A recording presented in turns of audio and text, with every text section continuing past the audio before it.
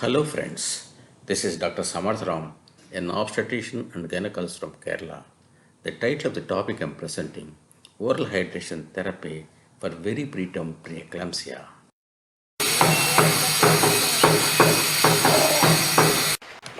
Greetings from God's own country, Kerala. Preeclampsia is a devastating human-specific disorder of pregnancy, as there is no other way than the allogenic fetus to grow inside the mother. The immunological interactions between maternal immune system and fetal proteins at uteroplacental bed and also at different systems of the mother with reported fetal proteins are inevitable. For same reason, preeclampsia cannot be preventable. Maternal immune system undergoes adaptive changes to accommodate the allogenic fetus. Preeclampsia results due to the failure of this accommodation mechanism at any stage of pregnancy. Immune maladaptation mechanisms results in excessive production of anti-angiogenic protein like SFLT1 and soluble endoglin, which leads to endothelial dysfunction both at uteroplacental bed and also at different systems of the mother. There is uncontrolled predominance of anti-angiogenic factors in preeclampsia. Increasing levels of circulating SFLT1 is observed with increasing severity of preeclampsia. SFLT1 induces preeclampsia-like phenotype in experimental models. Ravi Tadani et al. Reported extracorporeal removal of circulating SFLT1 by dextran sulfate apheresis reduces proteinuria and stabilizes blood pressure. By repeated dextran sulfate apheresis, they could continue pregnancies for a variable period of 1 to 3 weeks. SFLT1 is excreted in urine.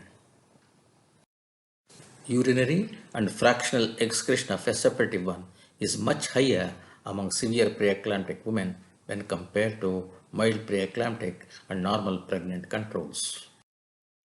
In this preliminary study, we tested the hypothesis that consuming plenty of oral fluids and producing a targeted urine output of more than 2500 ml in 24 hours may significantly reduce clinical symptoms and may also help to continue pregnancies to viability as enhanced renal excretion of SFLT1 is possible. This is what we call as OHT, oral hydration therapy. In this case control study, pregnancy outcomes of 20 singleton early preterm preeclamptic women with hydration therapy were compared with the 20 gestational age matched preeclamptic controls that were treated conventionally without hydration therapy. Hydration therapy. Women in cases group were advised to take plenty of oral fluids and produce a targeted urine output of more than 2500 ml in 24 hours. Women were advised to pass urine into the given measuring jar and advised to measure the urine output at every voiding. Total urine output from 7 am to 7 am next day, that is 24 hours, was recorded. Specially designed urine output chart. Each digit on the vertical column represents 100 ml of urine output. The women were advised to measure the urine output at every voiding and were advised to record on this chart. This chart helps for easy monitoring of the urine output both by the patient and by the doctor. Another simple method is 3-liter bottle method. In this method, 3-liter bottles filled with water should be handed over to the mother in the morning, and she is advised to consume and complete this water before the next day morning. In this method, there is no need to measure the urine output chart. BP was controlled with capsule nifedipine and tablet labetalol in adequate doses at required intervals in both cases and controls. Antenatal steroids were given whenever needed.